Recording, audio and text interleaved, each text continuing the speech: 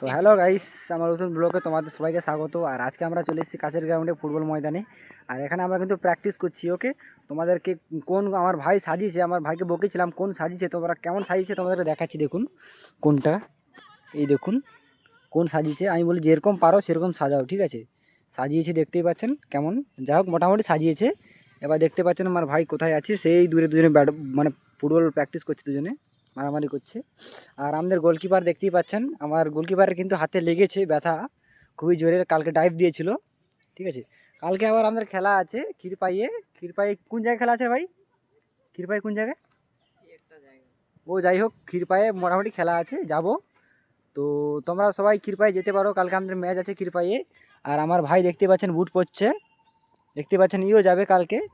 মোটামুটি all size খেলা আছে। আমরা ছোট ছোট ছেলে, খেলতে পারবো না বলতে পারছি না, জিততে পারবো না।